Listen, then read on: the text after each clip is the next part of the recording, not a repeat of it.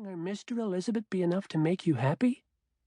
I don't even know where to begin explaining just how messed up that is, he said, and left the room.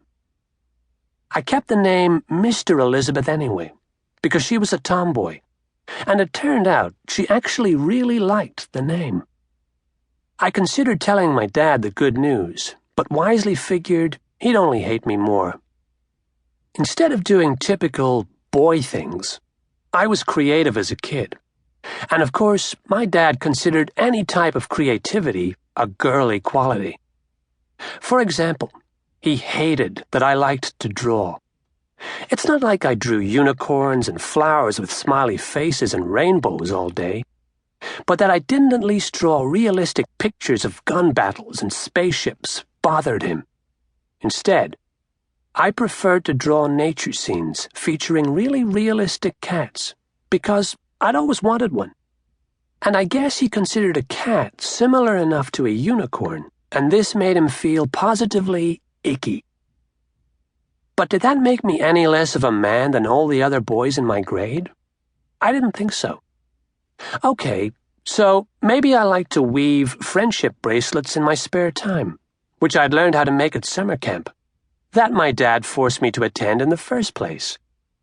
And I admit, I played with Polly Pocket dolls, which are intended for girls, at least according to the packaging. Personally, I felt they were for anyone with a wonderful imagination. But again, this had more to do with my surroundings than me as a person.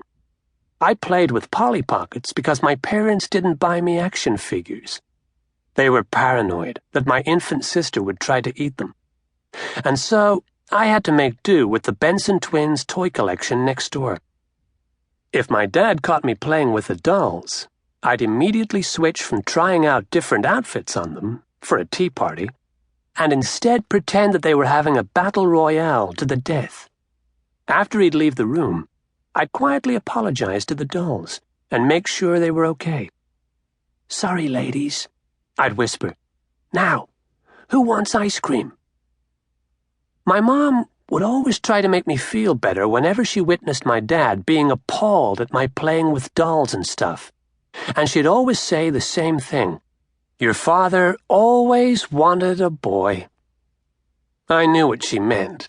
What she was trying to do was remind me that my dad, despite the way he grimaced all the time around me, really did always want a son, and that I should feel welcome around him, which of course had the opposite effect. I mean, when a parent feels compelled to tell their child that their father really did want to have him, you know that's not a good sign. Mom was probably the worst consoler in the history of mankind. She tried way too hard to make me feel better by saying things like that, which would always end up making me feel 10 times worse. Like, after I struggled with my first ever swimming lesson, swallowing a mouthful of chlorine as the instructor had us hold the side of the pool and practice holding our breath underwater. Mom patted me on the head on the ride home and said, "Not everyone was meant to swim." Up to that moment, I'd been planning on sticking it out for at least a second day, but immediately decided I wasn't ever going to be able to do it. Or there was that time we spent a week at a beach house on the Cape, and one rainy afternoon I lost to her in a game of concentration, and she said, "Don't feel bad. We did drop you on your head once when you were really little." And now she was telling me that Dad had always wanted a boy, thinking I felt unloved, which I did. I was failing in my dad's eyes, yet again, and she was wrong for that matter. My dad didn't want just any old boy. Specifically, he wanted a boy that was just like he was when he grew up, which I clearly wasn't. Hence the problem. And so that's why that night at dinner my dad said he was going to make a man out of me. It was a vague statement, but somehow I knew to fear it.